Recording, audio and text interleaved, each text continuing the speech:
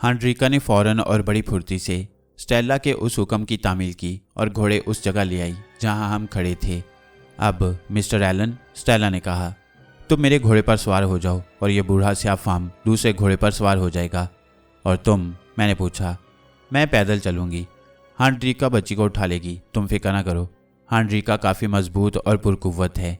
हांड्रिका ने हो करके अपनी रजामंदी का इजहार किया। अफसोस है कि हांड्रिका के लहजे के लिए मुझे कुर्राहट के अलावा और कोई लफ्ज़ नहीं मिल रहा। कभी तो वो अपने मुंह से बंदर की तरह हो और खूं खूं की सी आवाज़ें निकालती, और कभी बुशमैन की तरह टक टक सी करती, और कभी दोनों आवाज़ें एक साथ निकालती, और उस वक्त उसकी बात समझना नामुमकिन होता। उसने स्टेला के इस इंतज़ाम की सख्त मुखालफत की।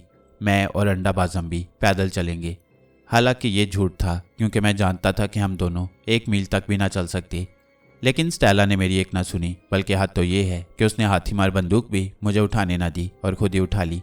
चुनाचे मैं और अंडाबाज ज़म्बी घोड़ों पर सवार हो गए और हांड्रिका ने टोटा को अपने लंबे और मजबूत हाथों पर उठा लिया। मैकोमेजन, ज़रा ख्याल रखना, मुबादा ये बंदा और औरत नन्ही सफ़ेद फार्म को लेकर पहाड़ों में भाग जाए।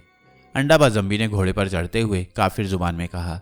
बदकिस्मती से हांड्रिका ये जुबान समझती थी। दफअतन उसके चेहरे के नकूश बिगड़ गई और रंग गुस्से से सुर्ख हो गया। उसने बंदर की तरह अंडाबाज ज़म्बी पर छलांग लगा दी। बूढ़ा स्याह फार्म थकन और नकाहत से नढाल हो रहा था, लेकिन इस हालत में वो बड़ा तेज साबित हुआ। उसने हांड्रिका को अपनी तरफ छलांग लगाते देखा तो खौफ की एक चीख के साथ उसने अपने आप को घोड़े की पुश्त पर से दूसरी तरफ गिरा दिया, और उसका ये मज़का खेज नतीजा जाहिर हुआ कि अब खुद हांड्रिका घोड़े की पुश्त पर ऐन उस जगह बैठी हुई थी जो अंडाबाज ज़म्बी खाली कर गया था। और अब स्टेला की समझ में पूरा मामला आ गया। नीचे उतर आओ जंगली, उसने पैर पटक कर कहा। वो अजीबोगरीब औरत फौरन घोड़े की पुश्त पर से उतर आई और स्टेला के कदमों में लौटने और बेतहाशा रोने लगी। मुआफ़ी चाहती हूँ मिसेस स्टेला, मुआफ़ी चाहती हूँ, हांड्रिका ने अपने मखसूस गैर कुदरती लहजे और टूटी फूटी अंग्रेजी जुबान में कहा। लेकिन इस काले भूत ने मुझे बंदर औरत कहा है।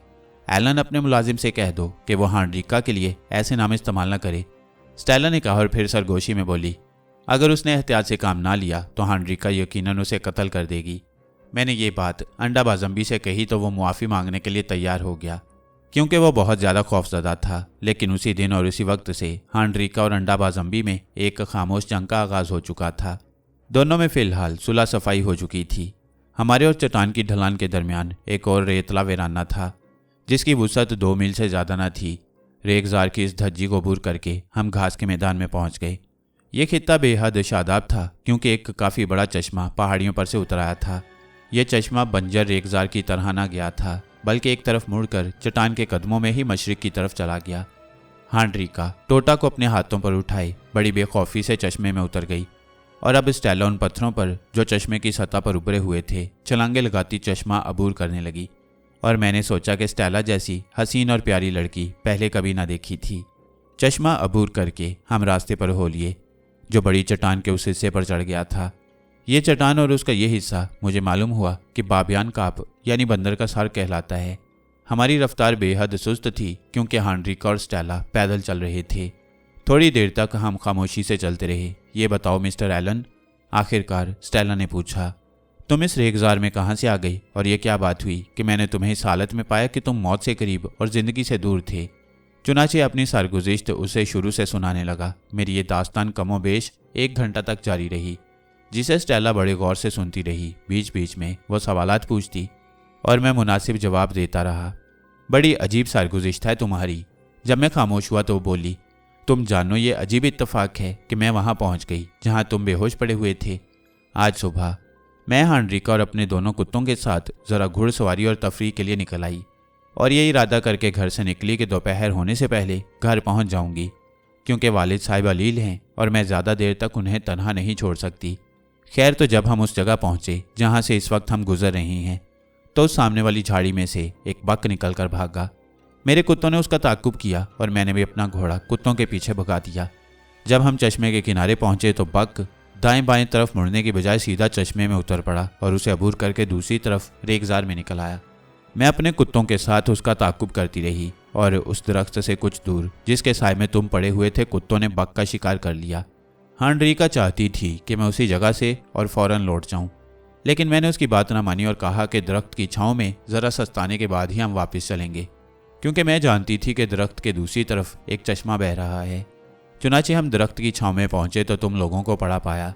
मैं तो तुम्हें मुर्दा यकीन कर चुकी थी, लेकिन हानरीका ने, जो अक्सर मामलात में बड़ी होशियार है, कहा कि नहीं, और बात के वाक़यात से तो तुम वाकिफ़ ही हो, है ना। अजीब इत्तेफाक, वाकई बेहद अजीब इत्तेफाक है। मैंने सर हिलाकर एतराफ़ किया।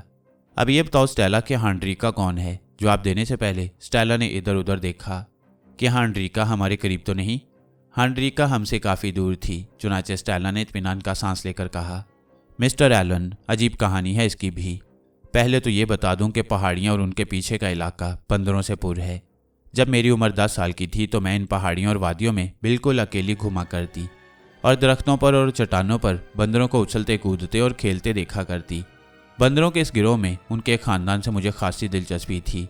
ये ख़ानदान यानी बंदर और उसके बीवी बच्चे हमारे घर से 1 मील के फासले पर एक चट्टानी शगाफ में रहते थे। उस ख़ानदान का मुरब्बी एक बूढ़ा बंदर था जो जग्गादारी किस्म का था, और एक बंदरिया के बाल भूरे थे और उसके चेहरे का रंग भी भूरा था। लेकिन बंदरों के उस ख़ानदान से मेरी दिलचस्पी की वजह यह थी कि मुझे उस ख़ानदान में एक नन्ही सी बंदरिया नजर आई थी जो इंसान की बच्ची की तरह थी। उसकी जिल्द सफ़ेद थी। सिर्फ यही नहीं, बल्कि उस नन्ही सफ़ेद बंदरिया पर मौसमों के रद्दोबदल का भी असर होता था, क्योंकि जब दिन सर्द होता तो मैं देखती कि उसके गले में मफरल की तरह ऊनी कपड़े का एक टुकड़ा बंधा हुआ होता। बूढ़े बंदर और उसकी बीवी को उस सफ़ेद बंदरिया से मोहब्बत थी, क्योंकि वो उस सफ़ेद बंदरिया की गर्दन में अपनी बाहें डाले बैठे रहते। पूरे मौसम गर्मा तक मैं उस सफ़ेद और अजीब बंदरिया को बड़ी हैरत और दिलचस्पी से देखती रहती, यहाँ तक कि मेरा शौक़ तजस्सुस इंतहा को पहुँच गया। मैंने एक बात खासियत से देखी, यानी ये कि ये सफ़ेद बंदरिया दूसरे बंदरों के साथ आसानी और फुर्ती से दरख्तों और चट्टानों पर चढ़ जाती थी, लेकिन एक मुकर्ररा वक्त पर, यानी सूरज गुरूब होने से कुछ पहले, बंदर उस सफ़ेद बंदरिया और चंद दूसरे छोटे बंदरों को एक गार में रख देते और ख़ुद ग़िज़ा हासिल करने के लिए किसी तरफ, शायद खेतों की तरफ चले जाते। और फिर मुझे ख्याल आया कि मैं इस अजीब सफ़ेद बंदरिया को पकड़कर अपने घर ले जाऊं, लेकिन जाहिर है कि मैं अकेली ये काम न कर सकती थी। चुनाचे मैंने अपने एक मुलाजिम को अपना राजदार बनाया। उसका नाम हानरीक था, और जब वो नशे में ना होता तो बड़ी होशियारी और चालाकी का सबूत देता। हानरीक को मुझसे बहुत ज़्यादा मोहब्बत थी। जब मैंने उसके सामने अपनी तजवीज़ पेश की तो उसने पहले तो सख्त मुखालफत की और कहा कि बंदर हम दोनों के टुकड़े उड़ा देंगे, लेकिन जब मैंने 6 फलों वाले एक चाकू से बतौर रिश्वत दिया तो वो तैयार हो गया और एक दोपहर को हम घर से निकल पड़े। हानरीक एक चर्मी थैला लिए हुए था जिसका मुंह बटवे की तरह था कि उसमें लगी हुई रस्सी खींचने से बंद हो जाता था। हम उस जगह पहुंचकर जहां वो बंदर खेला करते, टीले के कदमों में और दरख्तों के पीछे छुप गए और बंदरों को उछलते कूदते देखते रहे। आखिरकार बड़े बंदरों के ग़िज़ा हासिल करने जाने का वक्त आ गया। चुनाचे उन्होंने हस्बे मामूल सफ़ेद बंदरिया और चंद दूसरे बच्चों को गार में रख दिया। उन्हें गार में रखकर बूढ़ा बंदर बाहर आया। उसने इधर उधर घूम कर देखा कि कहीं कोई दुश्मन तो छुपा हुआ नहीं, और फिर इत्मीनान करने के बाद वो अपने ख़ानदान के दूसरे बंदरों के साथ चट्टान पर चढ़ गया और वह सब के सब दूसरी तरफ उतर कर नज़रों से ओझल हो गए। अब मैं और हानरीक अपनी कमीनगाह से निकले और बड़ी एहतियात और खामोशी से चट्टान की ढलान पर रेंगते हुए गार के धाने के करीब पहुंच गए। हमने झांक कर गार में देखा। बंदरों के चारों बच्चे एक दूसरे की गर्दन में हाथ डाले गहरी नींद सो रहे थे। उनकी पीठ हमारी तरफ थी और वह सफ़ेद बंदरिया दूसरे बच्चों के बीच में थी। अपनी तजवीज़ पर अमल करने का इससे बेहतर मौका और कोई न हो सकता था। इस अरसे में हानरीक को भी उस अजीब सफ़ेद बंदरिया से दिलचस्पी पैदा हो गई और अब वो ये काम बड़े शौक़ से कर रहा था। वह सांप की तरह रेंगता हुआ गार में दाखिल हुआ और चिरमी थैले का मुंह सफ़ेद बंदरिया पर डाल दिया। वो जागकर एकदम से जो उछली तो सीधी थैले में थी। मैंने और हानरीक ने जल्दी जल्दी मगर मजबूती से थैले का मुंह बांध दिया कि बंदरिया निकलकर फरार ना हो जाए।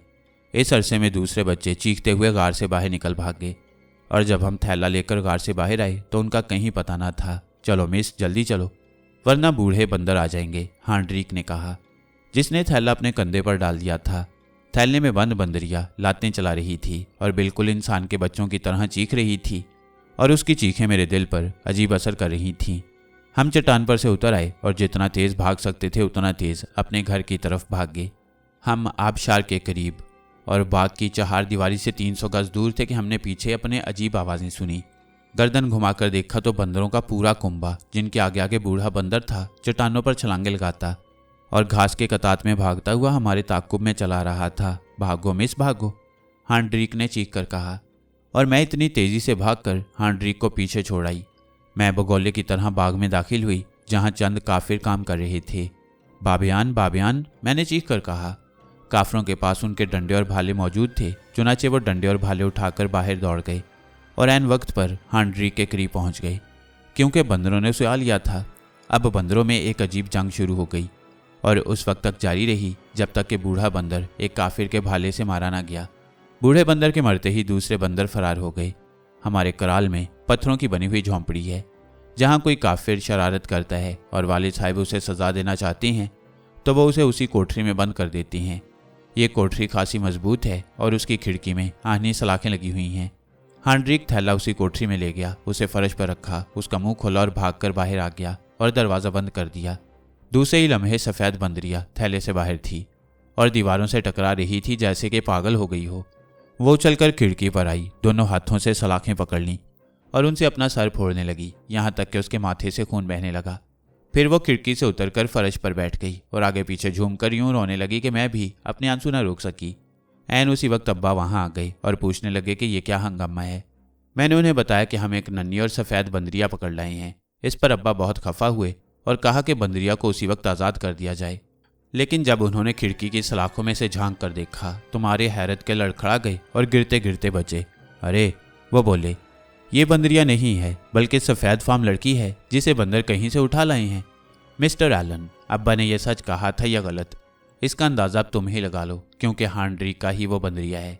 चूंकि उसे हांड्रिक ने पकड़ा था इसलिए इसी मुनासबत से हमने इसका नाम हांड्रिक का रखा। हांड्रिक का बंदर नहीं औरत है, लेकिन इसमें बहुत सी बातें बंदरों की सी हैं और वो इंसान से ज़्यादा बंदर ही मालूम होती है।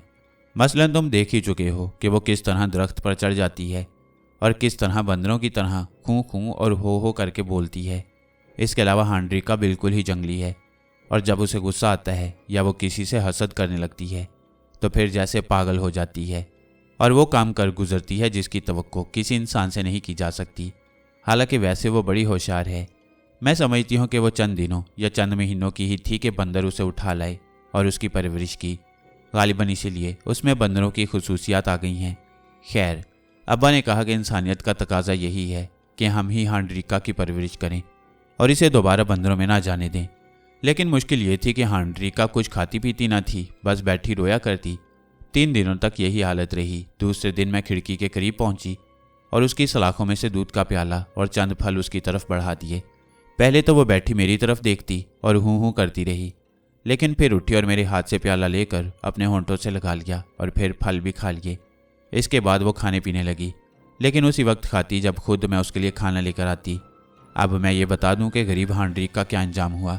जिस दिन से हम हांड्रिका को पकड़ लाए थे उसी दिन से बंदरों के टोले हमारे कराल के अतराफ में मंडला रहे थे, जैसे पहरा दे रही हूँ।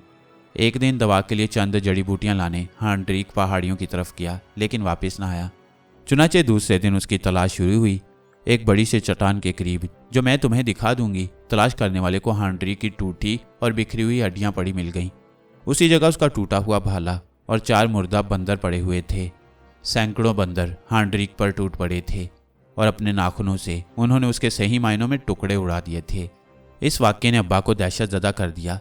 इसके बावजूद वो हांड्रिका को आज़ाद करने के लिए तैयार न हुए, क्योंकि उन्होंने कहा कि हांड्रिका इंसान थी और उसे इंसानी बरादरी में लाना हमारा फ़र्ज़ था, और हम इसे एक हद तक इंसानी बरादरी में लाने और इसे बहुत हद तक इंसान बनाने में कामयाब हो गए।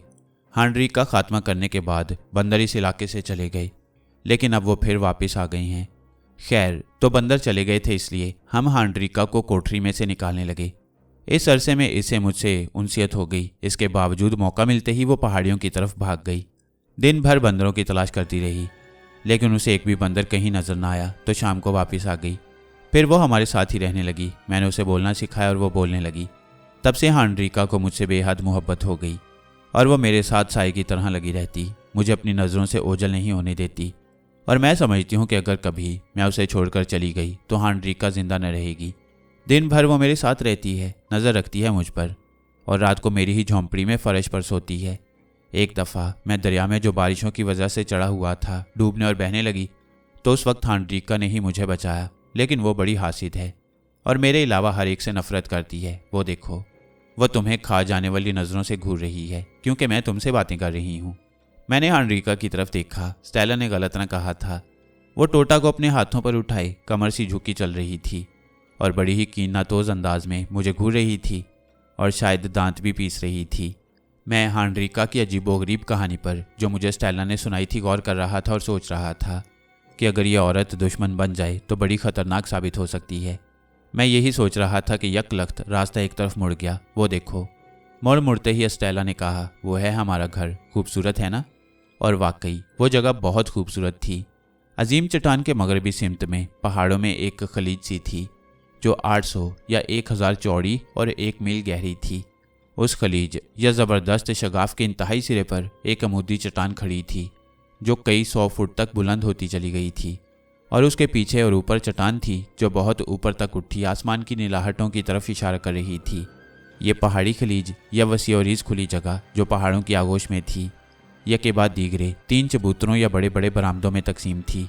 जैसे हज़रत इंसान के अय्यार हाथों ने ये बरामदे बनाए हों जो एक पर एक कायम थे। सबसे ऊपरी बरामदे के दाएं और बाएं चट्टान पर गहरे गहरे खड्ड थे और हर खड्ड में आबशार गिर रहे थे। ये आबशार ज़्यादा बुलंदी पर से न गिर रहे थे लेकिन उनका हुजम काफ़ी था। फिर ये दोनों आबशार नीचे गिरने के बाद चश्मों में तब्दील हो गए थे और पहाड़ी खलीज को सैराब करते हुए बह रहे थे। एक चश्मा जनूबी किनारे की तरफ और दूसरा वो चश्मा था जो पहाड़ के कदमों में बह रहा था और जिसके किनारे किनारे उस वक्त हम सफ़र कर रहे थे।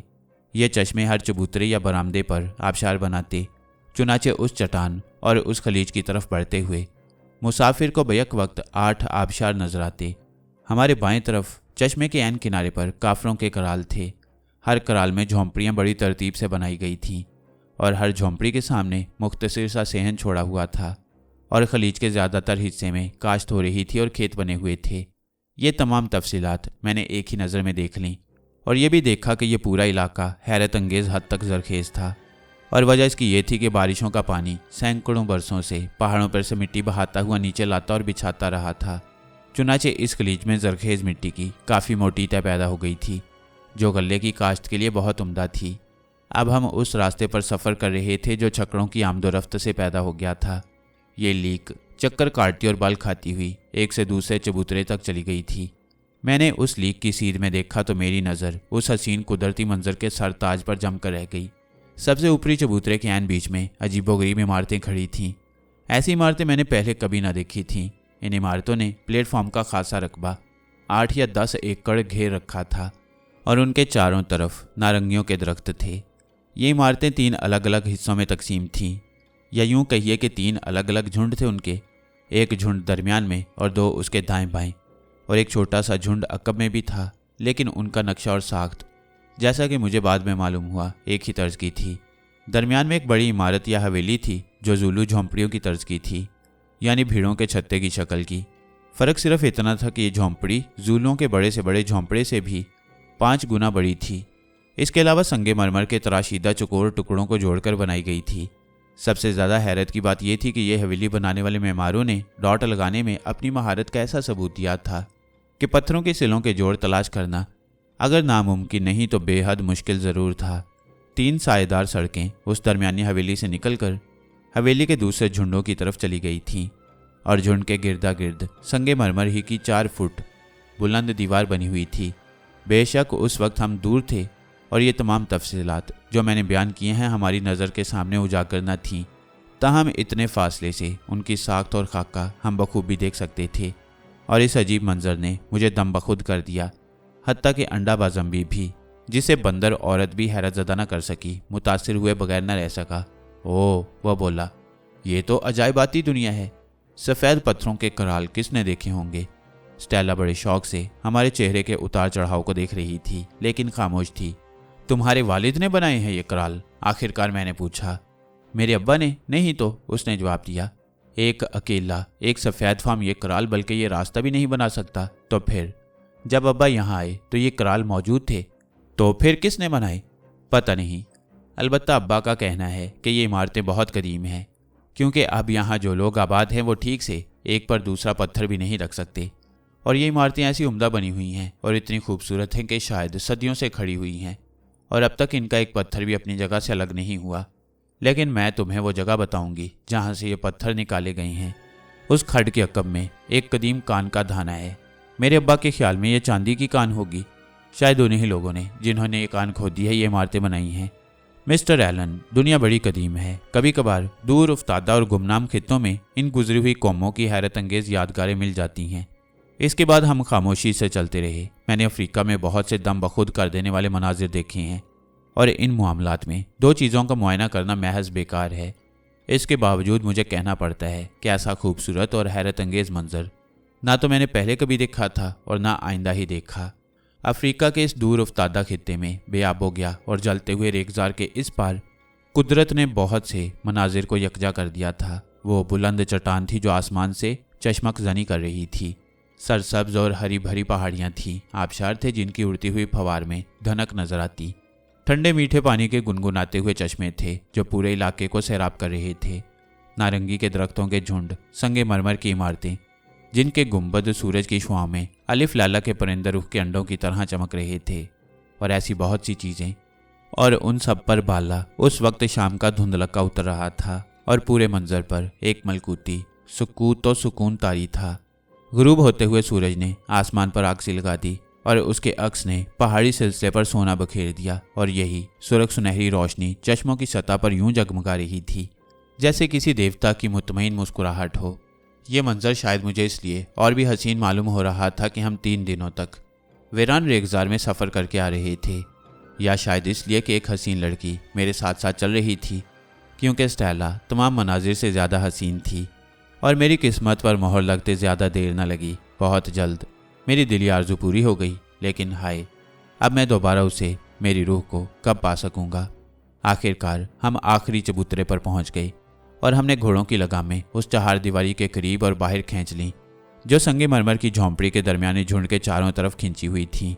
मैंने उन इमारतों को संगे मरमर की झोंपड़ियाँ कहा है क्योंकि इससे बेहतर लफ्ज़ मुझे कोई और मिला ही नहीं।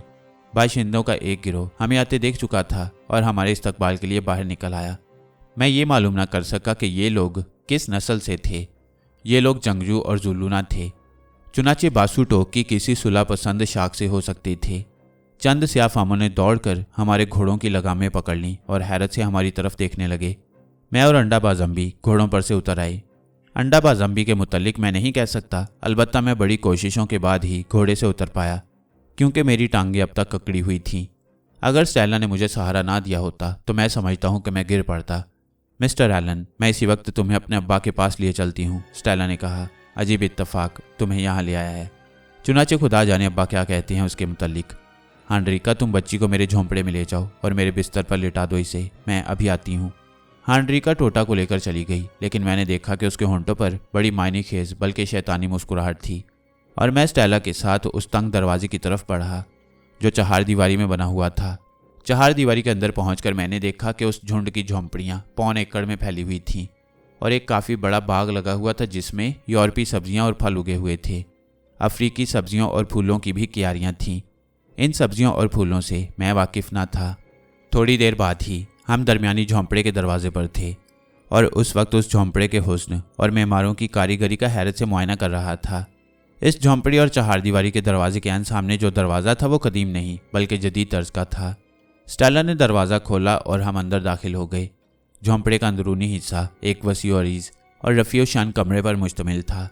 छत पर एक अजीब तर्ज का रोशनदान बना हुआ था जिसमें से हल्की हल्की रोशनी कमरे में उतर आई थी। उस रोशनदान के ऊपर एक झुकी हुई औलती बनी हुई थी कि मौसम 12 में बारिश का पानी रोशनदान से अंदर न उतर आए और औलती के जरिए बाहर ही बाहर बह जाए। कमरे की दीवारों की तरह उसका फर्श भी संगमरमर का था जिस पर मुकामी चटाइयाँ और मुख्तलिफ जानवरों की खालें बिछी हुई थीं। दीवारों से लगी अलमारियाँ थीं जिनमें किताबें तरतीब से रखी हुई थीं। कमरे के अनवस्त में एक मेज़ रखी हुई थी और उसके चारों तरफ कुर्सियाँ रखी हुई थीं। कुर्सियों की नशिस्त में ना तो तख्ते लगे हुए थे और ना बैद भरा हुआ था, अलबत्ता उसमें नवाड़ की तरह चरमी पट्टियाँ लगी थीं। मेज़ के दूसरी तरफ एक सोफ़ा था जिस पर एक शख्स लेटा किताब पढ़ रहा था। कौन? स्टेला, एक आवाज़ ने कहा और इतने बरसों के बाद भी मुझे ये आवाज़ कान आशना मालूम हुई। कहाँ रही अब तक बेटी? बहुत देर कर दी तुमने। मैं तो ये सोचने लगा था कि तुम फिर रास्ता भूल गई। नहीं अब्बा, रास्ता तो क्या भूलती, अलबत्ता किसी को अपने साथ ज़रूर ले आई हूँ, स्टेला ने जवाब दिया। चुनाचे मैं चंद कदम आगे बढ़ गया और अब रोशनी ऐन मेरे चेहरे पर पड़ रही थी। सोफे पर लेटे हुए बुजुर्ग उठे और मेरे सामने बड़ी शाइस्तगी से झुक गए और मैंने देखा कि बड़े मियाँ की रंगत जर्द थी और बुशरे से रूहानी और जिस्मानी करब के आसार अयां थे। उनकी आंखें काली और हल्कों में धंसी हुई थीं और दाढ़ी लंबी, सफ़ेद और घनी थी। खुश आमदीद जनाब, उन्होंने कहा। इन जंगलों में एक अरसे के बाद मैंने किसी सफ़ेद फार्म को देखा है और अगर मेरा अंदाज़ा गलत नहीं है तो आप अंग्रेज़ हैं। 12 बरस पहले सिर्फ एक अंग्रेज़ यहाँ आया था और मुझे अफसोस के साथ कहना पड़ता है कि वो कोई शरीफ इंसान ना था, बल्कि कोई जुर्म करके कानून के खौफ से भाग गया था। और बड़े मियाँ ने फिर कमर से खम होकर अपना हाथ मुसाफे के लिए बढ़ा दिया। मैं चंद सानियों तक बड़े मियाँ की सूरत तकता रहा और फिर मुझे उनका नाम याद आ गया। मिजाज कैसे हैं मिस्टर कार्सन? मैंने मुसाफिया करते हुए कहा। बड़े मियाँ यूं पीछे हटे जैसे बिच्छू ने उन्हें डंक मार दिया हो। किसने बताया यह नाम आपको? उन्होंने चीख कर कहा। तुमने स्टेला? मैंने ताकीद कर दी थी कि यह नाम कभी तुम्हारे लब पर ना आए। मैंने कहा अब्बा। स्टेला ने जवाब दिया। ये नाम कभी मेरे लबों पर आया ही नहीं। माफ़ कीजिए मेरे बुजुर्ग, मैंने कहा। अगर इजाज़त हो तो मैं खुद बता दूं कि यह नाम मुझे किस तरह मालूम हुआ। आपको याद है कि कई बरसों पहले ऑक्सफोर्ड शायर में आप एक पादरी की मुतालिया में आए थे और आपने उस पादरी से कहा था कि आप हमेशा हमेशा के लिए इंग्लिस्तान से रुखसत हो रही हैं। बड़े मियाँ ने कोई जवाब ना दिया और सर झुका लिया। और आपको याद है कि उस वक्त पादरी का नन्हा लड़का आतिशदान के करीब बैठा पेंसिल से कुछ लिख रहा था? मैंने पूछा। हाँ याद है, बड़े मियाँ ने जवाब दिया। जनाब, वो लड़का मैं ही हूँ और मेरा नाम एलन क्वार्टरमैन है। जब हमारे यहाँ आप तशरीफ़ लाए थे तो मेरे भाई अलील थे, उनका इंतकाल हो गया। मेरी वालदा भी चल बसी और मेरे वालिद और आपके दोस्त भी अब इस दुनिया में नहीं रहे। आपकी तरह वो भी तर्क वतन करके अफ्रीका आ गए थे। अभी गुज़िश्ता साल ही कैप में उनका इंतकाल हुआ, लेकिन पूरी सरगुज़िश्त नहीं है। बड़े तवील सफ़र और काफ़ी ख़तरात का मुकाबला करने के बाद मैं, एक बूढ़ा काफिर और एक बच्ची रेगजार में बेहोश पड़े हुए थे और भूख और प्यास से मर रहे थे और यकीनन मर जाते अगर आपकी साहिबजादी मिस स्टेला, सिर्फ स्टेला कहो। बड़ी मियाँ ने जल्दी से कहा। मैं इस मनहूस ख़ानदानी नाम को सुनना भी गवारा नहीं कर सकता। मैं वो नाम तर्क कर चुका। खैर तो मिस स्टेला इत्तफाक से वहाँ पहुँच गई और उन्होंने मुझे मरने से बचा लिया। इत्तफाक? तुम इसे इत्तफाक कहते हो क्वार्टरमैन? नहीं, ये इत्तफाक ना था, बल्कि स्टेला को खुद खुदा ने वहाँ भेज दिया था। दुनिया में ऐसे इत्तफाकात नहीं होते मिस्टर एलन क्वार्टरमैन, बड़े मियाँ ने कहा। मेरे दोस्त की यादगार हो तुम। मैं तुम्हें खुश आमदीद कहता हूँ एलन। तुम यहाँ तारकुल दुनिया राहिबों की तरह रहती हो और कुदरत के अलावा कोई और हमारा दोस्त नहीं। बहरहाल यहाँ जो कुछ है तुम्हारा है और इस घर को भी तुम अपना घर समझो। लेकिन तुम भूखे होगे इस वक्त, चुनाचे पहले खाना खा लो। बातें बाद में होती रहेंगी। स्टेला, खाने का वक्त हो गया है बेटी। सच तो ये है कि उस शाम के वाक़यात मुझे याद ही नहीं, क्योंकि थकन और भूख से मुझ पर गनूदगी सी तारी थी। मुझे तो सिर्फ इतना याद है कि मैं खाने की मेज़ पर स्टेला के करीब बैठा मरभूकों की तरह खाना खा रहा था। इसके बाद कुछ याद नहीं कि क्या हुआ। जब मैं बेदार हुआ तो मैंने अपने आप को एक नरम गरम बिस्तर और संगे मरमर की एक झोंपड़ी में पड़े पाया। ये झोंपड़ी हूबहू उस बड़ी झोंपड़ी की तरह थी जहाँ मैंने बड़े मियाँ से मुलाकात की। अभी मैं सोच ही रहा था कि उस वक्त क्या वजह होगा कि एक काफिर साफ सुथरे, धुले हुए और तय किए हुए कपड़े लेकर आ गया और ये देखकर तो मेरे मुंह से खुशी की एक चीख निकल गई कि वो मेरे नहाने के लिए एक टब भी ले आया जो दरख्त के तने को खोखला करके बनाया गया था। मैं उठा तो एक नया इंसान था। मेरी थकन दूर हो चुकी थी और कुव्वत ऊद कर आई थी। मैंने कपड़े पहने और छतदार गुजरगाह में से होता हुआ दरमियानी बड़े झोंपड़े में पहुंच गया और देखा कि नाश्ते की मेज़ लगी हुई थी और मेज़ पर नाश्ता लगाने में ऐसी शाइस्तगी और नफासत का सबूत दिया गया था कि उसकी तवक्को इस दूर उफ्तादा जंगल में न की जा सकती थी। बड़ा ही दिलखुश मंजर था और जब मैंने सामने नज़र की तो एक उससे भी ज़्यादा दिलखुशकुन मंजर नज़र आया। एक दरवाजे में जो यकीनन ख्वाबगाह की तरफ जाता था स्टेला नमूदार हुई। उसके साथ नन्ही टोटा थी जिसने स्टेला की उंगली पकड़ रखी थी। स्टेला ने उस वक्त हल्के जामनी रंग का ढीला ढाला गाउन पहन रखा था जिसके कॉलर बड़े बड़े थे और कमर पर एक चरमी पटका बंधा हुआ था। गाउन के गिरेबान में नारंगी के शगुफे उड़ से गए थे और उसने अपने बालों का जूड़ा अपनी सुराहीदार गर्दन पर बांधे रखा था। स्टेला ने मुस्कुराकर मुझे सुबह बखैर कहा और नन्ही टोटा को आगे बढ़ा दिया कि मैं उसका माथा चूम लूं। स्टेला की शफकत ने टोटा को यकसर बदल दिया। उसने भी उसी कपड़े और उसी रंग का जिसका गाउन स्टेला ने पहन रखा था लिबास पहन रखा था। उसके बालों में कंघी कर दी गई थी। अगर उसके हाथों और पैरों पर धूप की तमाजत से पैदाशुदा दाग ना होते तो कोई नहीं कह सकता था कि ये वही बच्ची है जिसे हम बेआब हो गया और जलते हुए रेगजार में घसीटते आए थे। मिस्टर एलन, मुझे अफसोस है कि हमें अकेले ही नाश्ता करना होगा, स्टेला ने कहा। तुम्हारी आमद ने अब्बा को कुछ इस तरह झिंझोड़ दिया है कि वो अब तक बिस्तर से उठ नहीं सके। मिस्टर एलन, मैं किस जुबान से खुदा का शुक्र अदा करूं कि उसने तुम्हें यहाँ भेज दिया। मैं अकेली थी और परेशान हो रही थी क्योंकि अब्बा दिन ब दिन ज़्यादा से ज़्यादा कमज़ोर होते जा रही हैं। मुझे तो यूँ मालूम होता है जैसे उनकी जिस्मानी कुव्वत बड़ी तेज़ी से घटती जा रही है। अब तो ये हालत है कि वो कराल से बाहर भी नहीं निकल सकती। चुनाचे बाग और खेतों वगैरह की देखभाल मुझे ही करना पड़ती है। अब्बा तो बस लेटे रहते हैं और किताबें पढ़ा करती हैं। ऐन उस वक्त हांडरिका एक हाथ में कॉफ़ी और दूसरे में दूध का जग लेकर आई। उसने ये दोनों जग मेज़ पर रख दिए और कदरे खशूनत से मेरी तरफ देखा। हम मेज़ पर बैठ गए। आहिस्ता से, हांडरिका, कॉफ़ी छलक रही है, स्टेला ने कहा। तुम सोच रहे होगे मिस्टर एलन के कॉफ़ी यहाँ कहाँ से आ गई। सुनो, मैं तुम्हारी हैरत दूर किए देती हूँ। मैं उगाती हूँ कॉफ़ी। ओफो, इतनी बहुत सी चीज़ें मैं तुम्हें दिखाना चाहती हूँ कि तुम नहीं जानते कि कैसे कैसे काम किए हैं हमने यहाँ। बात यह है कि यहाँ हमें बहुत से किसान और मज़ारे मिल गए। दरअसल ये लोग जो यहाँ बसे हुए हैं अब्बा को अपना मुरब्बी और सरदार समझते हैं। ये तो सब ठीक है, मैंने कहा, लेकिन मुहज़्ज़ब दुनिया की ये चीज़ें तुम्हारे पास कहाँ से आ गईं? और मैंने किताबों की अलमारियों, चीनी के बर्तनों और छड़ी कांटों की तरफ इशारा किया। ज़्यादातर किताबें तो खुद अब्बा अपने साथ लाए थे। जब हम जंगलों की तरफ चले तो पूरा एक छकड़ा किताबों से भरा हुआ था। लेकिन अब यह है कि हर चंद साल के बाद हम 3 छकड़े नाटाल की बंदरगाह की तरफ भेज देती हैं। उन छकड़ों में हाथी दांत और दूसरा तजारती सामान लाद दिया जाता है, और जब ये छकड़े वापस आते हैं तो वो चीज़ें ले आते हैं जो इंग्लिस्तान से हमारे लिए भेज दी जाती हैं। चुनाचे मिस्टर एलन, हालांकि हम इस जंगल में रहते हैं लेकिन मुहज़्ज़ब दुनिया से हमारा रिश्ता, बल्कि यूँ कहो कि राब्ता कायम है। हम हर कारों को नाटाल की तरफ भेज देते हैं तो वो 3 महीनों में वापस आ जाती हैं और छकड़े 1 बरस में वापस आते हैं। छकड़ों का आखिरी काफिला अभी 3 महीने पहले ही वापस आया है। हमारे मुलाजिम बड़े ईमानदार हैं और उनमें से अक्सर डच ज़ुबान बड़ी रवानी से बोल लेती हैं।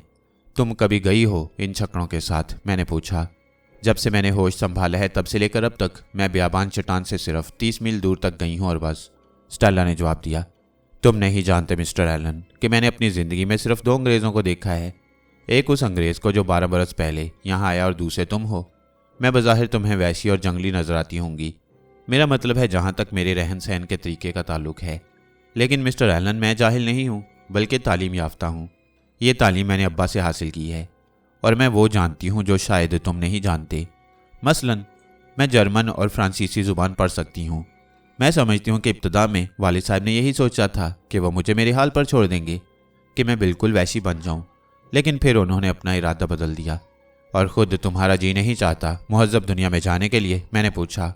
हाँ, अक्सर जी करता है, उसने जवाब दिया, ख़ुसूसन उस वक्त जब मुझे तन्हाई का एहसास होता है।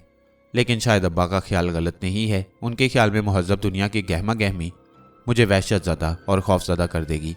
बहरहाल ये तो यकीनी अमर है कि अब्बा कभी मुहज़्ज़ब दुनिया में ना जाएंगे। मैं नहीं जानती कि उन्हें उस दुनिया से नफ़रत क्यों है और वह क्यों इस ब्याबां में चले आए, और मैं ये भी नहीं जानती कि अपने ख़ानदानी नाम को क्यों बर्दाश्त नहीं कर सकते। मुख्तसर ये मिस्टर क्वार्टरमैन के हम अपनी ज़िंदगी बनाते नहीं बल्कि जैसी है वैसी ही बर्दाश्त कर रही हैं। नाश्ता कर चुके तो फिर बाहर चलें, मैं तुम्हें हमारे घर की सैर करा दूं। चुनाचे मैं उठकर अपने झोंपड़े में आ गया और जब अपना हैट लेकर वापस आया हूं तो मिस्टर कार्सन, क्योंकि यही बड़े मियाँ का नाम था, हालांकि किसी को भी यह नाम नौके ज़ुबान पर लाने की इजाज़त ना थी, उस कमरे में आ गई जहाँ हमने नाश्ता किया था। उन्होंने बताया कि अब उन्हें सुकून था और ये कि वो स्टेला का सहारा लेकर हमारे साथ चलेंगे। चुनाचे हम बाहर निकलकर चल पड़े। हमारे पीछे हांडरिका थी जिसने टोटा का हाथ पकड़ रखा था, और अंडाबाज अम्बी जो हमें झोंपड़े के बाहर ही बैठा मिल गया। वो ताज़ा दम और बशाश था। उस ऊपरी चबूतरे पर जो मंजर नजर आ रहा था वो उतना ही मशहूर कुन था जितना कि वो मंजर जो हमने नीचे से यहाँ आते वक्त देखा। संगमरमर का कराल मगरिब के रुख था। चुनाचे सुबह के 11 बजे तक ये कराल बुलंद चट्टान या बियाबान पहाड़ी के साए में रहता था। 11 बजे तक धूप इस कराल में उतर न पाती, और आप जानिए एक बड़ा फ़ायदा था इस चट्टान का। पहले हमने बाग की सैर की जो हैरत अंगेज़ हद तक हरा भरा था। चुनाचे ये कहने की ज़रूरत नहीं कि उस बाग की ज़मीन भी हैरत अंगेज़ हद तक जरखेज़ थी। बाग में 3-4 काफिर काम कर रहे थे जिन्होंने मेरे मेज़बान को बड़े अदब से सलाम किया और बाबा कहकर मुखातिब किया। इसके बाद हमने संगमरमर की झोंपड़ियों के बकिया 2 झुंडों की सैर की। उन झुंडों में से एक की झोंपड़ियाँ स्तबल और मुलाजमों के रहने की कोठरियों के तौर पर इस्तेमाल की जाती, दूसरे झुंड की झोंपड़ियाँ गोदाम का काम दे रही थीं। अलबत्ता एक झोंपड़ी को गिरजा में तब्दील कर दिया गया। मिस्टर कार्सन ना तो मुबल्लिग थे और ना ही कलीसाए। इंग्लिस्तान के सनद याफ्ता, इसके बावजूद वो काफिरों को ईसाई बनाने की मुखलिसाना कोशिश कर रहे थे। संगमरमर के उस कराल में जो लोग आबाद थे उनमें से अक्सर महाजिर थे, जो अपने कबीले के सरदार के मुलाजिम से तंग आकर यहाँ आ गए। बहरहाल कार्सन साहब उन लोगों की जो सिर्फ एक बीवी रखने का वादा करते ईसाई रस्म के मुताबिक शादी कर देते और उनके बच्चों को बपतिस्मा भी देते। जब हम इन हैरत अंगेज इमारतों को देख और बाग की सैर कर चुके तो दूसरे चबूतरे पर आए जहाँ खेत थे, और मैं समझता हूँ कि ये अफ्रीका के बेहतरीन खेत थे। बहुत से चश्मे खेतों को सैराब कर रहे थे और जरखेज मिट्टी कसरत से गल्ला उगा रही थी, और नीचे घास के मैदान सैकड़ों मवेशियों के लिए चरागाह का काम दे रहे थे। रहे यहाँ के बाशिंदे तो वो बड़े मेहनती, जफाकश और मुखलिस थे। मिस्टर कार्सन स्टेला के कंधे का सहारा लिए खड़े थे। एलन क्वार्टरमैन, देखो ये है मेरी कोशिशों का समर, उन्होंने कहा। जब मैं मुहज़्ज़ब दुनिया से मुतनफ़र होकर किसी गुमनाम और दूर उफ्तादा मुकाम की तलाश में भटकता हुआ यहाँ आया तो ये जगह बड़ी वहशत अंगेज़ थी। यहाँ कुछ ना था सिवाय संगमरमर की झोंपड़ियों और इन आबशारों के। मैंने संगमरमर की झोंपड़ियों पर कब्जा जमा लिया और इर्द गिर्द की जगह खुद अपने हाथ से साफ करके नारंगियों के पेड़ लगाए। उस वक्त सिर्फ 6 काफिर मेरे साथ थे, लेकिन रफ्ता रफ्ता दूसरे अफ्रीकी मेरे पास आते रहे और अब मेरा कबीला 1000 अफराद पर मुश्तमिल है। यहाँ हमें सुकून और इत्मीनान मुयस्सर है। मुझे अपनी ज़रूरत की हर चीज़ मिल गई है। अब मैं थक गया हूँ, चुनाचे वापस जा रहा हूँ। अगर तुम वो जगह जहाँ से संगमरमर निकाला गया है और कदीम कान का धाना देखना चाहते हो तो स्टेला तुम्हें वहाँ ले जाएगी। नहीं बेटी, तुम्हारे आने की ज़रूरत नहीं, मैं अकेला चला जाऊँगा। वो देखो, चंद लोग मेरा इंतज़ार कर रही हैं। चुनाचे कार्सन साहब चले गए और मैं स्टेला अंडाबाजम्बी और टोटैक चश्मे के किनारे किनारे चलते हुए संगमरमर के कराल के अकब में आ गए। यहाँ वो खड्ड था जिसमें से संगमरमर निकाला गया था। काफ़ी बड़ा खड्ड था जिसमें अब भी मरमर की तहें और परत मौजूद थे। इस खड्ड का मुआयना करने के बाद हम चट्टान की बुलंदी पर चढ़ते रहे, यहाँ तक कि उस कदीम कान के धाने के सामने पहुँच गए जो एक ज़बरदस्त शगाफ में वाक़ थी। ये शगाफ तंग और लंबा था और जब हम उसमें दाखिल हुए तो यकायक गुर्राहट और चीखने चिल्लाने का ऐसा शोर बुलंद हुआ कि हमारे कानों के पर्दे फटने लगे। मैं फ़ौरन समझ गया कि ये क्या बला थी। जी, ये बंदर थे। ये पूरा मुकाम बंदरों से गोया भरा हुआ था जो चट्टानों पर से छलांगे लगाते और ढलानों पर से दौड़े हुए बड़ी गैर कुदरती सी बेखौफी से हमारी तरफ भाग आ रहे थे। स्टेला मेरे एक हाथ से लिपट गई और उसका रंग जर्द हो गया। क्या बात है स्टेला? मैंने पूछा। मैं जानती हूँ कि यह हमाकत है, उसने जवाब दिया। मैं ना परेशान हूँ और ना खौफजदा। तो फिर क्या बात है? जब से इन बंदरों ने हांड्रीक को कत्ल किया है तब से मैं इन्हें देखकर कदरे सहम जाती हूँ। मुझे ऐसा मालूम होता है जैसे ये बंदर जानवर नहीं बल्कि इंसान हैं। इस असना में बंदर आपस में एक दूसरे से चबड़ चबड़ करते करीब आ गए। टोटा ने रोना शुरू कर दिया और वो स्टेला से लिपट गई और खुद स्टेला मुझसे लिपटी हुई थी। इधर मैं और अंडाबाजम्बी अपना बचाव करने के लिए तैयार हो रहे थे।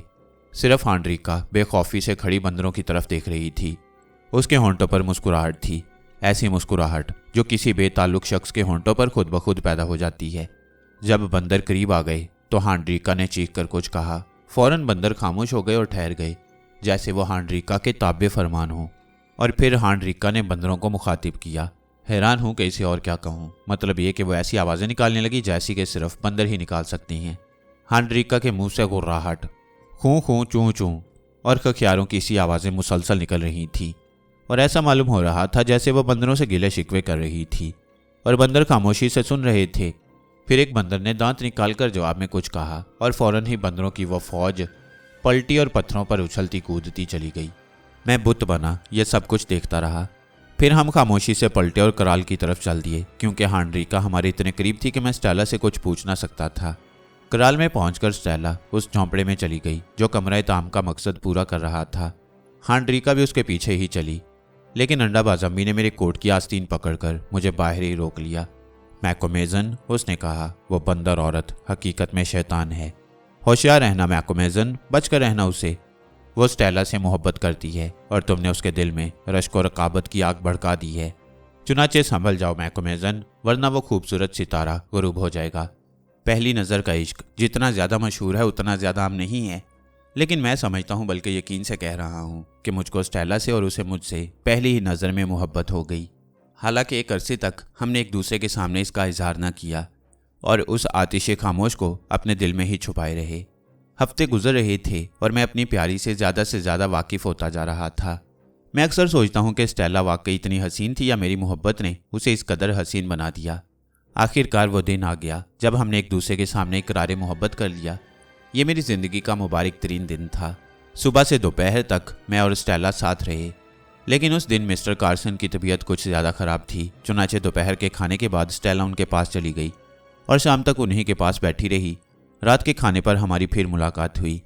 खाने से फारिग होकर स्टेला ने टोटा को, जिससे उसे बड़ी उनसियत हो गई थी, बिस्तर पर लिटा दिया। टोटा जल्द ही सो गई। मिस्टर कार्सन भी उस वक्त ऊँग गए थे। चुनाचे हम दोनों यानी मैं और स्टेला बाहर आ गए। रात गर्म और हसीन थी। हम खामोशी से बाग में टहलने लगे और फिर नारंगियों के झुंड में एक पत्थर पर बैठ गए। उस वक्त हवा के हल्के हल्के झोंके चल रहे थे।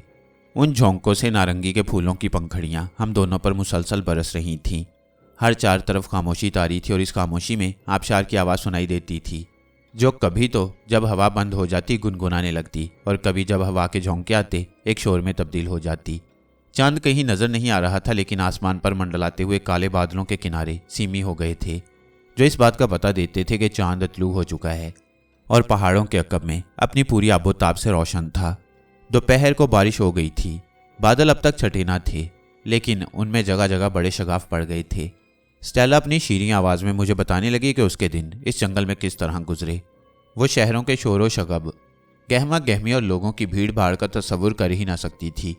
वो ये सोच ही ना सकती थी कि इस दुनिया में लोग, मर्द और औरतें भी दौलत समेटने में इतने हरीस होते हैं कि अपने पराये का कुछ ख्याल नहीं करते और ताकतवर कमज़ोर को कुचलता और रौंदता हुआ दौलत के पीछे भागा चला जाता है। लेकिन ये सब क्यों है एलन? जब मैंने बड़े शहरों का नक्शा उसके सामने खींचा तो वो हैरत से बोली, दौलत के पीछे क्यों दौड़ते हैं वो लोग? हर एक को एक मुख्तसर सी ज़िंदगी अता हुई है और फिर वो उसे यूं भाग दौड़ में क्यों गंवा देती हैं? मैंने उसे समझाने की कोशिश की कि चंद दौलतमंद लोगों को छोड़कर हर एक के लिए, ख्वाह वह मुतवस्सित तबके से हों या निचले तबके से, ये दौड़ बहुत ज़रूरी बल्कि लाजमी है। लेकिन वो मेरी बात ना समझ सकी। वो खुद उस जगह रहती थी जहाँ खुद कुदरत ने उसके खाने पीने का इंतज़ाम कर दिया था, जहाँ फ़िक्र मुआश नाम की कोई चिड़िया न थी। चुनाचे वो समझ ही ना सकी कि दुनिया में लाखों लोग ऐसे भी हैं जो अपना और अपने बीवी बच्चों का पेट पालने के लिए सुबह से शाम तक बेतकान मुशक्कत किया करते हैं। नहीं नहीं, अब तो मैं उस दुनिया में जाना नहीं चाहती, स्टेला ने कहा। वहाँ तो मैं मर जाऊंगी। ये भाग दौड़ बड़ी गैर कुदरती है। ये मुकाम जन्नत है, यहाँ मुझे सुकून और इत्मीनान मुयस्सर है। लेकिन एक दफ़ा तुमने कहा था कि यहाँ तुम तन्हाई महसूस करती हो। मैंने उसे याद दिलाया। हाँ कहा था, उसने जवाब दिया। लेकिन ये उस वक्त की बात है जब तुम यहाँ न आए थे। लेकिन अब मैं तन्हाई महसूस नहीं करती। अब मुझे अपनी ज़िंदगी हसीन और मुकम्मल मालूम होती है, आज की रात की तरह। और ऐन उसी वक्त पहाड़ों के पीछे से चांद उभर आया और उसकी दूधिया रोशनी नीचे वादी में बिखर गई। चश्मों का पानी बहते हुए सिमाब में तब्दील हो गया। चांदनी में कहीं साए रेंग गए, अंधेरे के पुरस्रार साए। चांदनी ने खंडर और गार तलाश कर लिया और उनमें घुसकर पसर गई। जंगल पर और वादी में, पहाड़ों पर और संगमरमर के कराल पर एक अजीब मलकूती सकूतारी था और बड़ा ही पुरस्रार हुस्न था। उसने मेरी तरफ देखा और मैंने उसकी तरफ देखा। हमारी नज़रें चार हुईं, नज़र से नज़र मिली और मेरे दिल में और उसके दिल में मोहब्बत के गुलाब महक उठे। वो खामोश रही, मैं भी खामोश रहा। हमारे पास एक दूसरे से कहने के लिए कोई लफ्ज़ ना था। वो मेरी तरफ खिसक आई, मैं उसकी तरफ खिसक गया। उसका सर ज़रा पीछे की तरफ ढलक गया, मेरा सर ज़रा आगे की तरफ झुक गया और मेरे होंठ उसके नरम, नम और फड़कते हुए होंठों पर टिक गए। हम मोहब्बत का पैमान बांध चुके थे, कुछ कहे बगैर एक ना टूटने वाली कसम खा चुके थे और ये तवील बोसा हमारी किस्मतों पर मोहर लगा रहा था। और ये स्टेला थी जिसने इस मुकद्दस खामोशी को तोड़ा।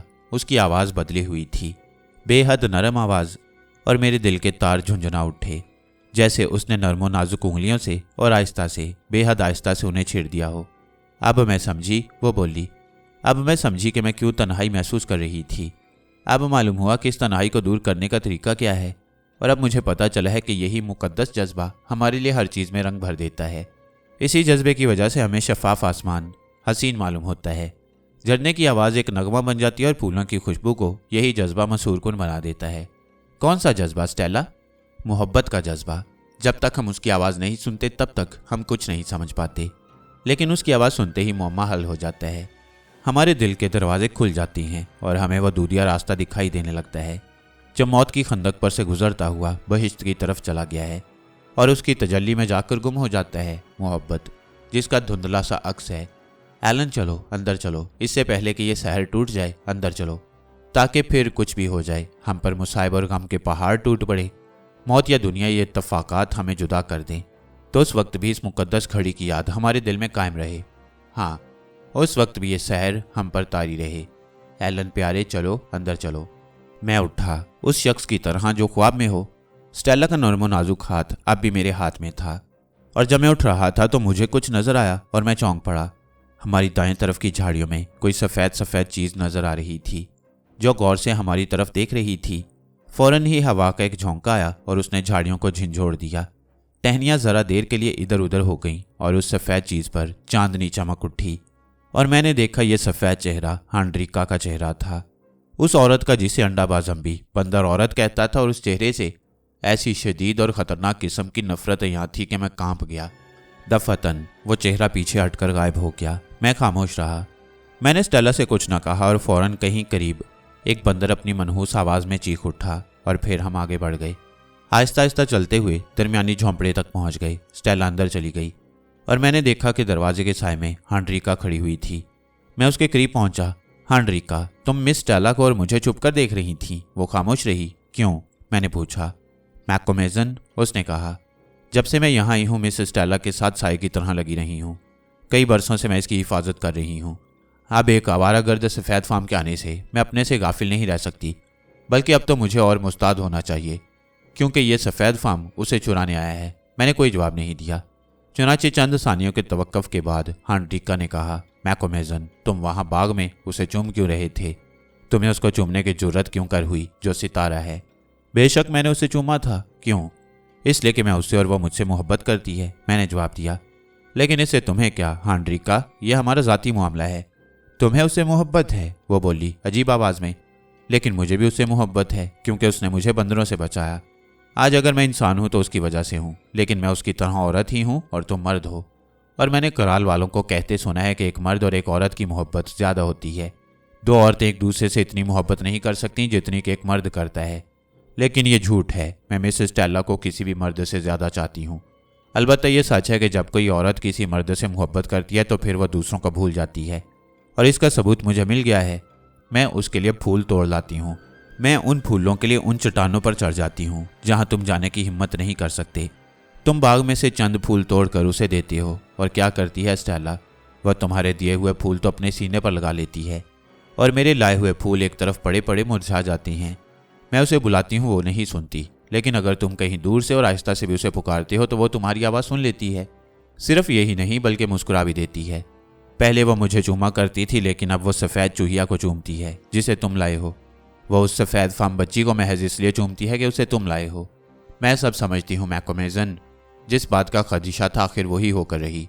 तुम उसे चुराने आए हो, तुम उसे चुरा रहे हो, हमसे जुदा कर रहे हो, और वो उन्हें भूलती जा रही है जिनसे वो तुम्हारी आमद से पहले मोहब्बत करती थी।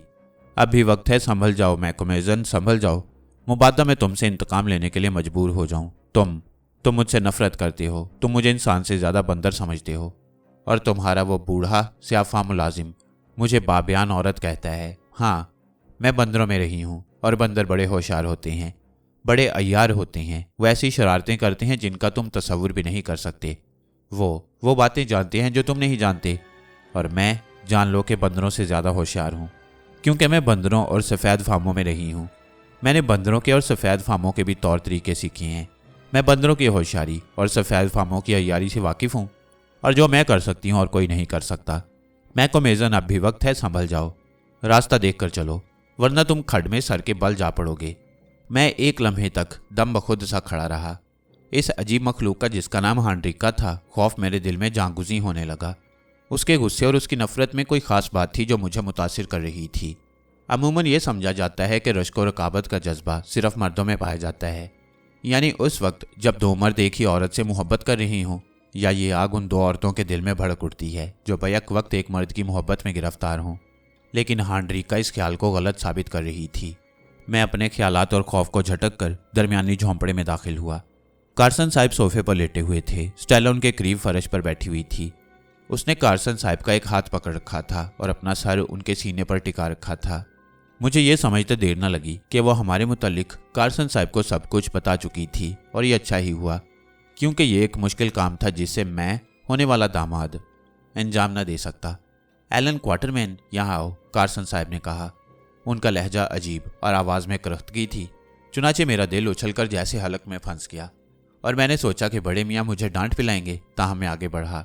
स्टेला ने मुझे बताया है कि तुम दोनों एक दूसरे से शादी करना चाहते हो, बल्कि इसका वादा कर चुके हो। गोया तुम दोनों की मंगनी हो चुकी है। उसने ये भी कहा है कि वो तुम्हें चाहती है और ये कि तुम्हारा दावा है कि तुम भी उसे मोहब्बत करते हो। जी हाँ, करता हूँ। मैं आपकी साहिबजादी को दिलो जान से चाहता हूँ। अगर किसी मर्द ने किसी लड़की से सच्ची मोहब्बत की है तो वो मैं हूँ, और वो लड़की स्टेला। खुदाया शुक्र है तेरा, कार्सन साहब ने कहा। सुनो मेरे बच्चों, बहुत बरस हुए मुझ पर एक गम और एक शर्म नाजिल हुई थी। ये सदमा ऐसा सख्त था कि मैं बर्दाश्त न कर सका और मैं समझता हूँ कि मेरा दिमाग चल गया था। बहरहाल मैंने इस काम का इरादा कर लिया जिसे एक पागल ही कर सकता है। ये इरादा एक पागल के ही दिलो दिमाग में जन्म ले सकता था, और इरादा ये था कि मैं अपनी इकलौती बेटी के साथ जंगलों और ब्याबानों की तरफ निकल जाऊं और अपनी बकिया उम्र महज़ब दुनिया और उसकी बुराइयों से दूर ही दूर गुजार दूं। और मैंने अपने इस इरादे को अमली जामा पहना दिया और भटकता हुआ यहाँ आ गया। चुनाचे हम बरसों से यहाँ मुकीम हैं और अपने इस माहौल में खुश और खोल में मगन। इसके बावजूद हमारे रहन सहन का ये तरीका हमारी कौम और दुनिया के नुक्ता नज़र से गलत और गैर कुदरती है। इब्तदा में मैंने सोचा कि मैं अपनी बेटी को बिल्कुल ही बेइल्म रखूं, उसे महज़ब दुनिया के तौर तरीक़ों से वाकिफ़ ना करूं, ताकि ये कुदरत की बाहों में पले और बढ़े और कुदरत की बेटी बन जाए। लेकिन जैसे जैसे वक्त गुजरता गया मुझे अपनी गलती और हमाकत का एहसास होता गया। यह सरासर खुदगर्जी थी। स्टेला को वैशी बना देने का मुझे कोई हक ना था। उसे उसके सही मुकाम से गिरा देने का मुझे कोई हक ना था। बेशक इल्म का फल बड़ा तल्ख होता है, ताहम वह मुझे अच्छे और बुरे में तमीज़ करना सिखा देता है। चुनाचे मैंने जहाँ तक मुमकिन था इसे तालीम दी और अब मैं कह सकता हूँ कि मेरी बेटी जिस्मानी और दिमागी तौर पर अपनी महज़ब दुनिया की बहनों से किसी तरह और किसी मामले में भी पीछे नहीं है। स्टेला जवान हो गई और फिर मुझे नजर आया कि मैं उससे नाइंसाफ़ी कर रहा हूँ। मैंने अपनी बेटी की खातिर महज़ब दुनिया में वापस जाने का इरादा किया, लेकिन हर बार एक न एक बहाने का सहारा लेकर इस इरादे को तर्क कर दिया। मैं इसी तरह टालता रहा और फिर इस साल के अवाइल बीमार पड़ गया। मेरा ख्याल था कि मैं तंदुरुस्त हो जाऊंगा, लेकिन ऐसा ना हुआ। मेरी नकाहत बढ़ गई है। अब मैं कभी अच्छा ना हूँगा, क्योंकि अब मौत मुझ पर साया फगन है और वो अपना सर्द हाथ मेरी तरफ बढ़ा चुकी है। ऐसा न कहिए अब्बा, ऐसा न कहिए, स्टेला ने भराई हुई आवाज़ में कहा। यह सच है बेटी, मेरी ज़िंदगी के अब थोड़े ही दिन बाकी रह गए हैं, लेकिन फिक्र ना करो। मेरी जुदाई के गम को इस नए मिलाप की मुसरतों में भूल जाओगी। और कार्सन मेरी तरफ देखकर मुस्कुराए। खैर, जिस दिन मैंने वापस जाने का इरादा किया उसी दिन स्टेला ने तुम्हें रेगजार में बेहोश पड़ा पाया और वो तुम्हें यहाँ ले आई। हाँ क्वार्टरमैन, वो तुम्हें यहाँ ले आई, तुम्हें जिसके वालिद मेरे दोस्त थे। उस शख्स को यहाँ लाई जिसने कभी जब वो बच्चा था अपने नन्हे नन्हे हाथों से आग बुझाकर स्टेला को जलने से बचा लिया, कि एक दिन वो भी तुम्हारी जान बचाए। उस वक्त जब स्टेला तुम्हें यहाँ लाई और जब तुमने बताया कि तुम कौन हो तो मैं खामोश रहा, लेकिन मुझे इस पूरे मामले में कुदरत का हाथ नजर आया। चुनाचे मैं मुंतजिर रहा कि देखें अब क्या होता है। मैंने सोचा था कि अगर कुछ भी ना हुआ तो कम से कम इतना तो होगा कि तुम मेरी दरख्वास्त पर मेरे बाद स्टेला को सही सलामत महज़ब दुनिया में पहुंचा दोगे। लेकिन बहुत दिनों से मैं तुम दोनों को एक दूसरे की तरफ खींचते देखता रहा था और आखिरकार वो हो गया जिसके लिए मैं दुआएं मांगा करता था। मेरे बच्चों, खुदा तुम्हें हिफ्ज़ व अमान में रखे, तुम्हें ज़िंदगी की तमाम मुसरतें मुयस्सर आएँ और तुम्हारी मोहब्बत इतनी पायदार हो कि इस दुनिया में और दूसरी दुनिया में भी बदस्तूर कायम रहे। आमीन। और उन्होंने अपना हाथ मेरी तरफ बढ़ा दिया। मैंने उनका हाथ और स्टेला ने उनका हाथ चूम लिया। चंद सानियों के तवक्कुफ के बाद कार्सन साहब ने फिर कहना शुरू किया, अगर तुम दोनों राजी हो जाओ तो मैं आइंदा इतवार को तुम दोनों की शादी कर दूं कि यही मेरी आरजू है। मैं इस फ़र्ज से जल्द अज जल्द सुबकदोश हो जाना चाहता हूँ, क्योंकि नहीं जानता कि अब मेरी ज़िंदगी के कितने दिन बाकी रह गए हैं। कहो एलन क्वार्टरमैन, मंजूर है तुम्हें? जी मंजूर है। और तुम्हें स्टेला? मुझे भी मंजूर है। तुम वादा करते हो कि ऐसा ही करोगे जैसा मैंने कहा है? मैं वादा करता हूँ। मैं भी वादा करती हूँ, स्टेला ने कहा। बस अब मुझे इत्मीनान हुआ, कार्सन साहब ने कहा। मेरे बच्चों अब तुम जाओ, क्योंकि मैं थक गया हूँ। खुदा तुम्हें खुश रखे। शब्बा खैर। दूसरे दिन मैं अंडा बजम्बी के पास पहुंचा और बड़ी तफसील से उसे गुफ्तगू की। सबसे पहले मैंने उसे यह बताया कि मैं स्टेला से शादी करने वाला हूँ। आहा, ये मैं जानता था मैकोमेजन, वो बोला। मैं जानता था। तुम कैसे जानते थे बेवकूफ़?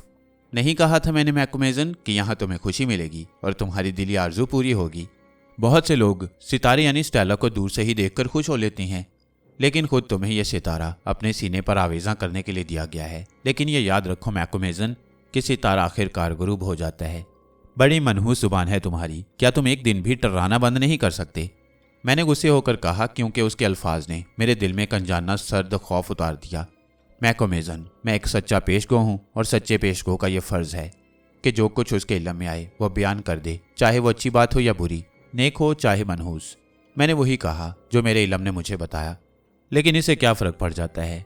जिंदगी मुसलसल नाकामियों ही का तो नाम है, एक के बाद दूसरी नाकामी, यहाँ तक कि खुद जिंदगी नाकाम होकर ख़त्म हो जाती है। लेकिन मौत के बाद शायद हमें वो चीज़ मिल जाती है जिसे इस दुनिया में हासिल नहीं कर सके या हासिल करके गंवा चुके होते हैं। तुम्हारे वालिद ने यही कहा था और तुम्हारे वालिद के अल्फाज में बड़े गहरे मायने पोशीदा हैं। लेकिन मैं मौत का यकीन नहीं रखता। ये एक वक्फा है, एक तब्दीली है।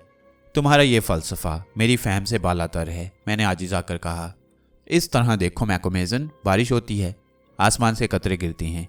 ये कतरे बादलों में एक होते हैं, लेकिन कतरे बनकर साथ साथ गिरते हैं, अलग अलग होकर गिरते हैं, ज़मीन में जज्ब हो जाते हैं। फिर सूरज निकलता है, ज़मीन खुश्क हो जाती है, बारिश के कतरे गायब हो जाते हैं। एक बेवकूफ़ इस अमल को देखता है और कहता है कतरे मर गए। अब वो कभी यकजा न होंगे, कभी मिल ना पाएंगे, अब कभी बारिश से साथ साथ गिर ना सकेंगे। लेकिन मैं शाह बारा हूँ, मैं बारिशें ला सकता हूँ, चुनाचे बारिश के तरीक़ों से वाकिफ़ हूँ। जानता हूँ कि ये बेवकूफ़ गलत कहती हैं। यही कतरे बहुत से अंदरूनी और बैरूनी रास्तों से बहकर दरिया में पहुँच जाती हैं और फिर एक हो जाती हैं। वह फिर सुबह की धुंध में आसमान पर और बादलों में पहुँच जाती हैं और फिर बारिश बनकर गिरती हैं। और ये सिलसिला अज़ल से जारी है और दुनिया के ख़त्म होने तक जारी रहेगा। मैकोमेजन, हम बारिश के कतरे हैं, हम गिरते हैं तो ये ज़िंदगी है, जब हम ज़मीन में जज्ब हो जाते हैं तो ये मौत है, और जब हम आसमान पर पहुंच जाते हैं तो ये क्या होता है मैकोमेजन? नहीं, हमें जब कुछ मिलता है तो गंवाने के लिए मिलता है, और जब हम बज़ाहिर कुछ गंवा देते हैं तो फिर हकीकत में कुछ पा लेते हैं। मैं ऐसा ही नहीं हूँ मैकोमेजन, लेकिन मैं बूढ़ा हूँ, मैंने दुनिया देखी है और वो बातें देखी और समझी हैं जिन्हें ईसाई देख और समझ नहीं सकते। बस मैं कह चुका, अपने सितारे के साथ खुश रहो मैकोमेजन, और अगर वो गरूब हो जाए तो इंतज़ार करो उस वक्त तक जब तक कि वो दोबारा तुलू नहीं हो जाता। और ये इंतज़ार ज़्यादा तवील ना होगा। एक दिन आएगा जब तुम गहरी नींद सो जाओगे और जब दोबारा तुम्हारी आंख खुलेगी तो एक नया उफक होगा तुम्हारी नज़र के सामने, और वहाँ तुम्हारा सितारा फिर चमक रहा होगा। उस वक्त तो मैंने कोई जवाब ना दिया, क्योंकि इस मौजू पर मैं बहस करना ना चाहता था। लेकिन उसके बाद मैं आज तक अंडा बाज़म्बी की इन बातों को, उस मुस्कुराहट को जो उस वक्त उसके होंठों पर थी, याद करता और उससे तस्कीन हासिल करता हूँ। अंडा बाज़म्बी, मैंने मौजू बदलते हुए कहा, इस वक्त मैं तुमसे एक ख़ास बात कहने आया हूँ। कहो मैकोमेजन, कहो, मैं सुन रहा हूँ। और मैंने उसे बताया कि हांड्रिका मुझे कैसी धमकियाँ दे गई थी। अंडा बाज़म्बी खामोशी और गौर से सुनता रहा और अपना सर हिलाता रहा, और मैंने देखा कि वो ज़रा परेशान हो गया। मैकोमेजन, आखिरकार उसने कहा, मैंने तुमसे पहले भी कहा था और अब फिर कहता हूँ कि ये बंदर औरत शैतान की खाला है। इसने बंदरिया का दूध पिया है, इसलिए बंदराना खसलतें इसमें आ गई हैं। चुनाचे ऐसी मखलूक को जिंदा रखना और पालना नहीं चाहिए, बल्कि कत्ल कर देना चाहिए। अगर उसके इख्तियार में हुआ तो वो शरारत करेगी, अगर उसे मौका मिल गया तो तुम्हें नुकसान पहुंचा देगी। लेकिन तुम फिक्र ना करो, मैं उस पर नज़र रखूंगा। वो देखो, सितारा तुम्हारा इंतज़ार कर रही है, जाओ उसके पास, वरना वो तुमसे नफरत करने लग जाएगी, जिस तरह के हांड्रिका तुमसे नफरत करने लग गई है। और मैं स्टेला के पास चला गया, क्योंकि उसमें अजीब कशिश थी और उसकी बातों में मुझे अंडा बाज़म्बी की बातों से ज़्यादा गहराई नज़र आती थी। स्टेला की सोबत में मैं सब कुछ भूल जाता, यहाँ तक कि अपना खौफ और अपने अंदेशे भी। और वह पूरा दिन और बाद के 2 दिनों का ज़्यादातर हिस्सा स्टेला के साथ ही गुजरा, और फिर शनिचर आ गया और दूसरे दिन इतवार के दिन स्टेला मेरी दुल्हन बनने वाली थी। उस शाम बारिश होने लगी, चुनाचे हम बाग में ना जा सके, बल्कि हाथ में हाथ दिए झोंपड़े में ही बैठे रहे। हम खामोश थे, अलबत्ता कार्सन साहब मुसलसल बोल रहे थे, जैसे आज वो अपने दिल की सारी भड़ास निकाल देना चाहते हों। वो अपनी जवानी के वाक़यात सुना रहे थे और उन शहरों के मुतल्लिक बता रहे थे जिनकी सैर उन्होंने की। फिर उन्होंने बाइबल खोलकर बुलंद आवाज़ में चंद आयतें पढ़ी और फिर हमें शब्बा खैर कहा। मैंने भी स्टेला के होंठ चूमे और छतदार रास्ते से अपने झोंपड़े में आ गया। बिस्तर में दुबकने से पहले मुझे ख्याल आया कि मौसम कैसा है, चुनाचे मैंने दरवाज़ा खोलकर बाहर देखा। रात अंधेरी थी और बारिश थमी ना थी। झोंपड़े का दरवाज़ा खोलते ही अंदर जलती हुई बत्ती की रोशनी बाहर रिंग आई, और उस रोशनी में मैंने देखा कि एक साया तेज़ी से मेरी झोंपड़ी के करीब से हटकर अंधेरे में चला गया। और साये को देखते ही हांड्रिका का ख्याल आया, कहीं ये हांड्रिका ही तो ना थी, वही तो मेरी झोंपड़ी के करीब दुबकी हुई ना थी।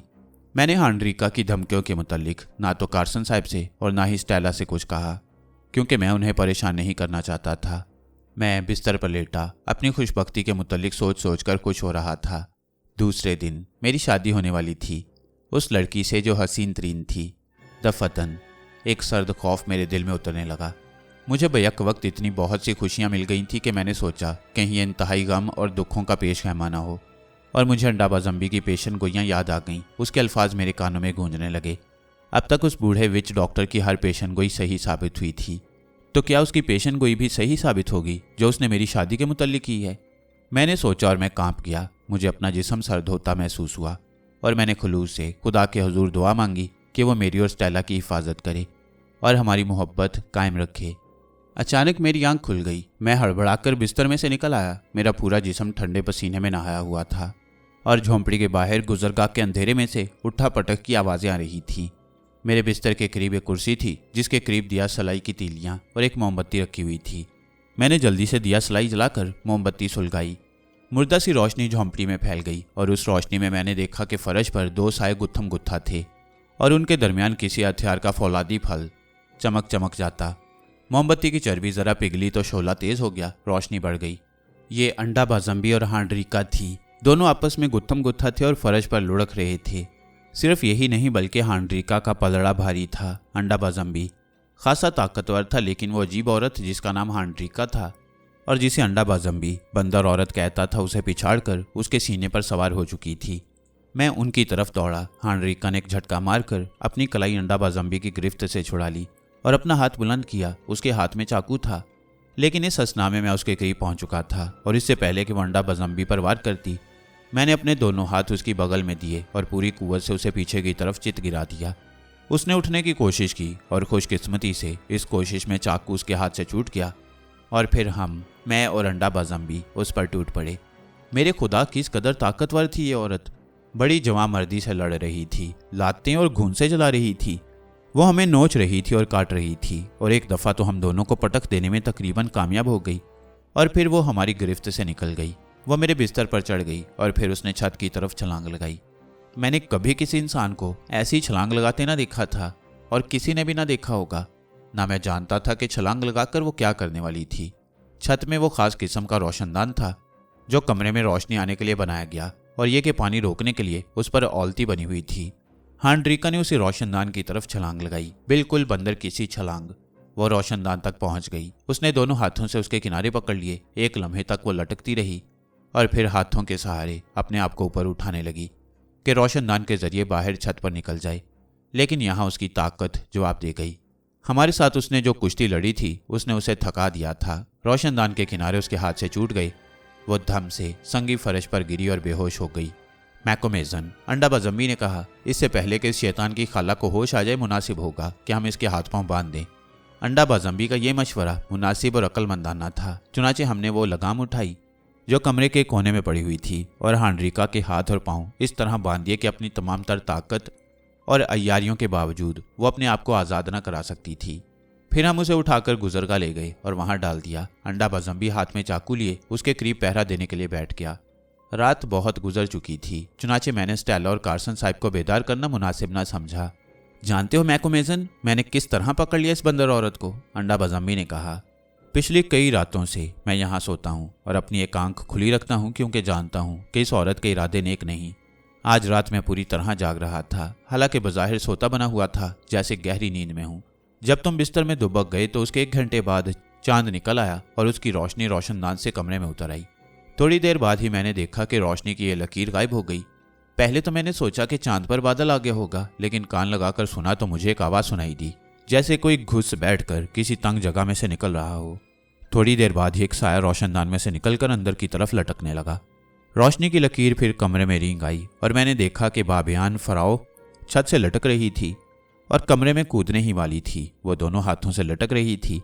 उसके मुंह में चाकू दिया हुआ था। उसने हाथ छोड़ दिए और हल्की सी आवाज़ के साथ फर्श पर गिरी और इससे पहले कि वो उड़ती मैंने दौड़कर उसे कमर से पकड़ लिया, लेकिन उसने मेरी आमद महसूस कर ली।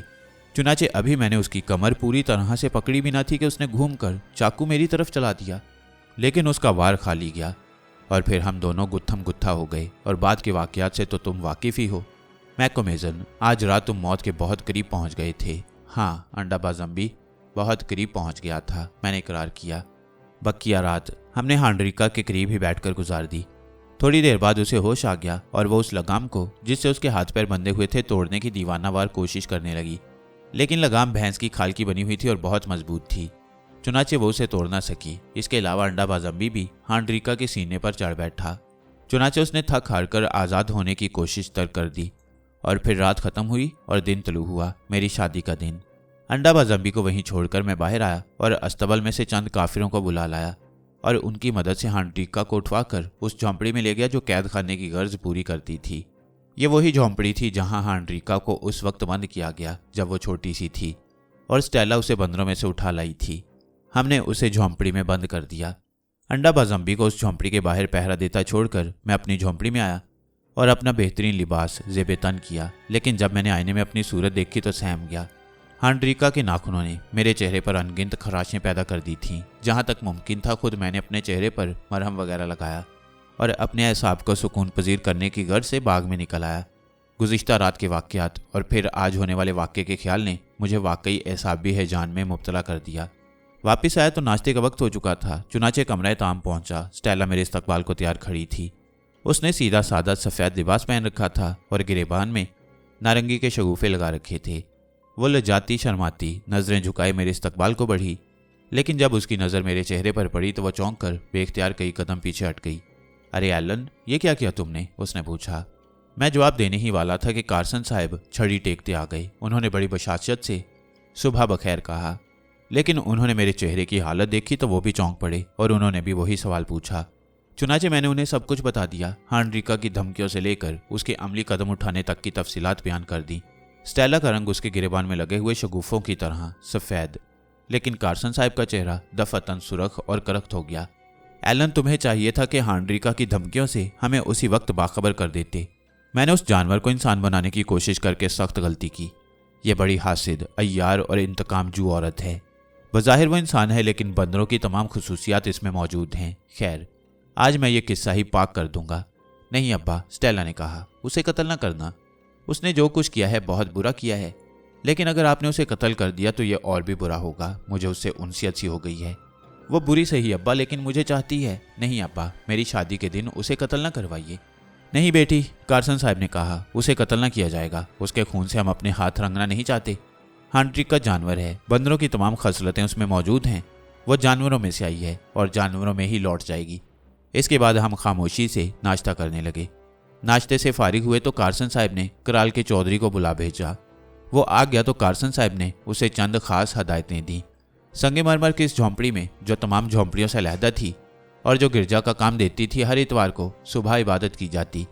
हमारी शादी की रस्म इबादत के बाद ही अदा की जाने वाली थी।